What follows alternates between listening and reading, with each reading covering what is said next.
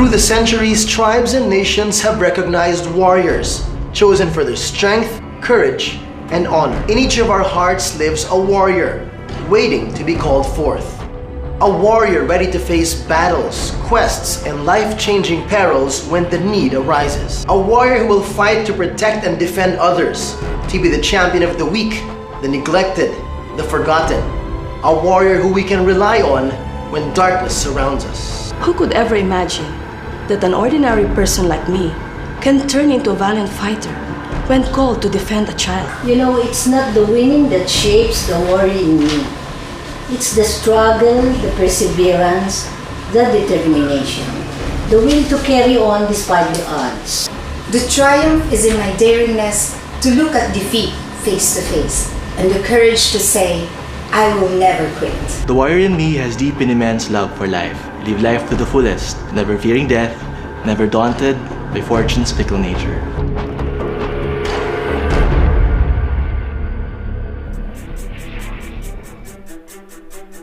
I am a warrior. I am a warrior. I am a warrior. I am a warrior. I am a warrior. I have dedicated my life helping kids conquer cancer.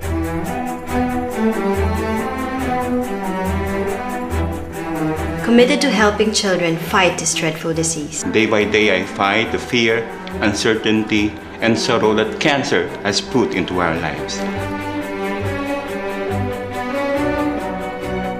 I stand and speak out for kids stricken with cancer. I fearlessly confront all odds to give kids with cancer a chance to live. I believe that fighting for kids with cancer is an opportunity to give a precious treasure.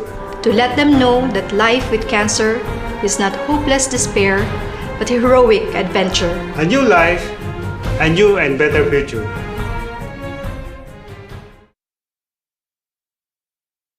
Children should not fight cancer alone. We must be with them in their painful and devastating journeys. To live another day is to live forever.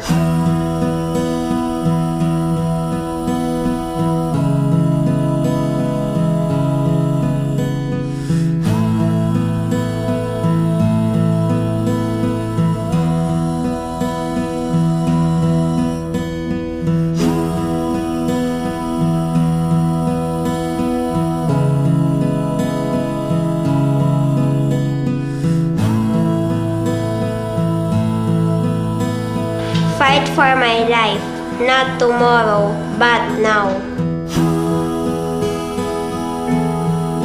Their battle is our battle. We must care for them and ease their pain and fears. In the Philippines, one child dies of cancer every 3 hours. Many more deaths remain unreported and undiagnosed. The fact is, children with cancer can now survive. They have a better chance of survival. In developed countries, 8 out of 10 children survive. In the Philippines, 8 die and only 2 survive.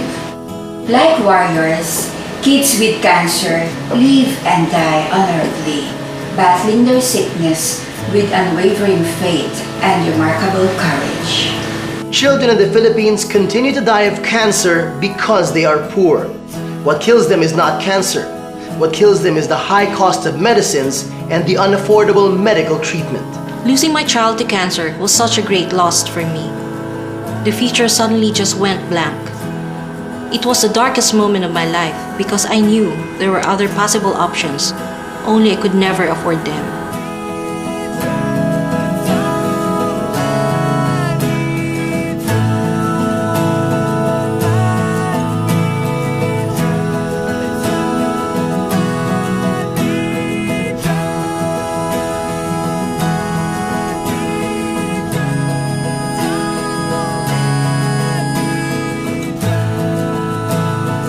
Children need our help to conquer cancer. Even adults have a difficult time fighting cancer. How much more for young and helpless kids? The right to life, the right to affordable and accessible medical care. These are basic human rights which we must ensure and provide for all kids. Every child with cancer is precious. They must be given a chance to fight for their life. One death is too many. Mahirap man, hindi dapat sumuko. Pag mahina ang loob ng parents, pamilya, kaibigan, nawawalan kami ng pag-asa. Hindi dapat mag-give up. Galing sa inyo ang aming pag-asa at lakas. Lumaban na lumaban, kasi may pag-asa. Kung gusto mong gumaling, may magagawa ka. There is always hope. Working together, we can help ensure that children with cancer receive timely diagnosis, adequate treatment, and appropriate care. Working together, we can help kids beat cancer. We can stop the dying. We can stop this now. Gusto ko maging doktor balang araw para makatulong ako. Gusto ko maging teacher balang araw para makatulong ako. I have been a treatment partner of kids with cancer. I've been part of their journeys along with their families. In each of those journeys, I realized that faith, courage, and endurance of unimaginable and constant pain are strengthened by the inspiration, support, and caring from others. Bike for Life, Fight for a Life, isang cancer consciousness and fundraising project para sa mga batang lumalaban sa cancer.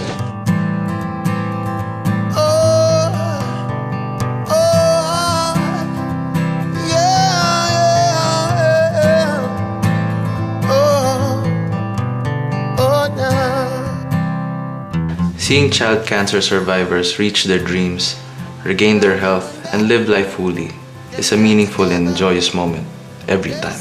By supporting the treatment of a child with cancer, you ensure that they will live to have a future.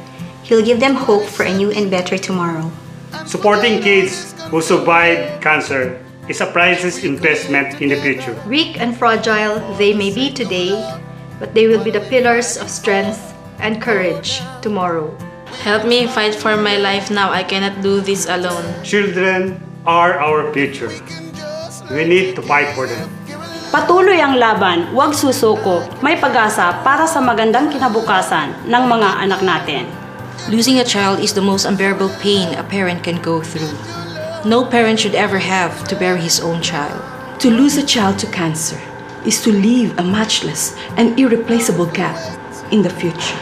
Child cancer survivors can live productive and meaningful lives. We must help them reclaim this right. We must give them the gift of forever, the future. Build our hopes. Make us realize that we are not alone, that there are people bearing the heart of a warrior who will fight for us and help us to fulfill our dreams. I know that we can find the way.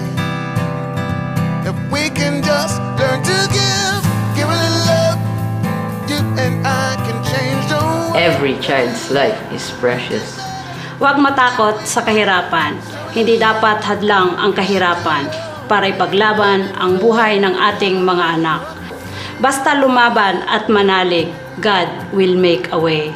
Childhood cancer is curable and highly treatable. Early detection and timely diagnosis does save lives. Children should not fight cancer alone. Help us overcome this monster disease that harms and kills our children.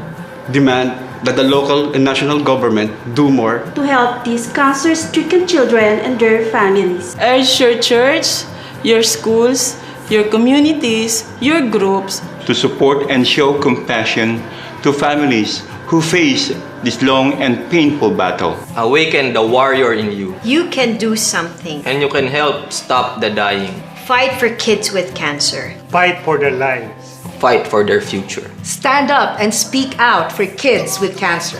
Join us in our unrelenting crusade to save their lives. To claim the right to accessible, adequate, affordable, and appropriate medical care. Fulfill their vision for a better future. To keep their hopes alive. Together, we can help kids beat this dreaded illness. Give us the gift of life. Give us a future we can hope for. Fight for us. Be our warrior. We can stop the dying. We can stop this now. Let us all join the fight against childhood cancer. Fight for the kids with cancer. Fight for their lives. Fight for their future. Look into your hearts. Bring to life your warrior spirit.